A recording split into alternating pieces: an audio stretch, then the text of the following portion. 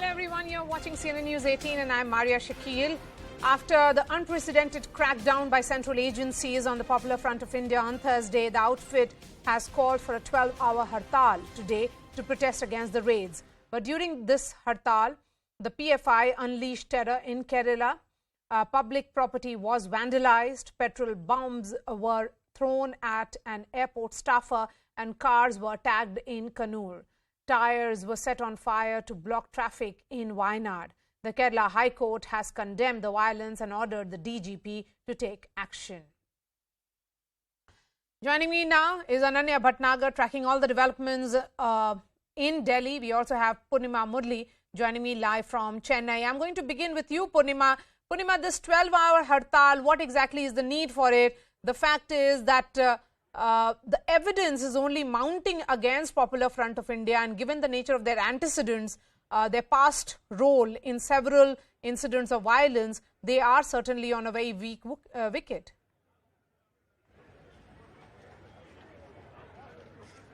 Absolutely. While evidence is only mounting, many Muslim organizations have come together to stage protests condemning the raids that were conducted throughout the country, condemning the arrests that were made in Tamil Nadu alone. At least 11 members of the PFI, including 2 senior members of the PFI, were detained by the NIA.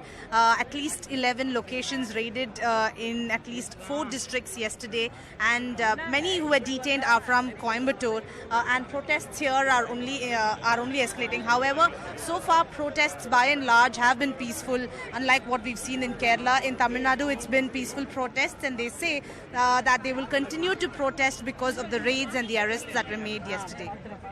All right.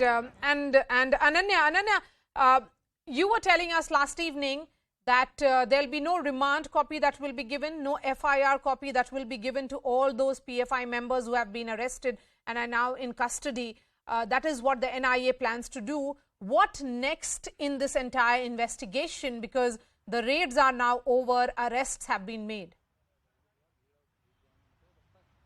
Well, though at this point of time we can say that the investigation, in fact the raids are over, the arrests are not yet being made, but we shall remember that the investigation is still underway, and more people after these confrontations happen, these 106 accused who have been in fact arrested by the National Investigation Agency would be confronted with each other, they would be interrogated, and more people might be under the scanner of the agency who might be arrested later after these confrontations are over and the police, the NIA comes in and seeks remand. Now what has emerged out in the case of Delhi is that no FIR copy, no remand copy would be not only be supplied to the accused person but also the family members. No FIR copies would be there. But then what we have got to know from the other states is that we have accessed the order, in fact, a remand copy from Kerala too, in fact, and they say that it was a digital and a cyber syndicate that was being run by the Popular Front of India and its office bearers, in fact, into this particular case, clearly using the social media platform to radicalize the youth, to commit terror act against the country and to wage war against the government of India. Now what is also emerging out is that these cadres of the PFI were actually instigating in fact the youth and the people against the government policies, and that's why the NIA says that these people were actually waging a war against the country. Now what has emerged out from this has been that over 106 arrests have been made.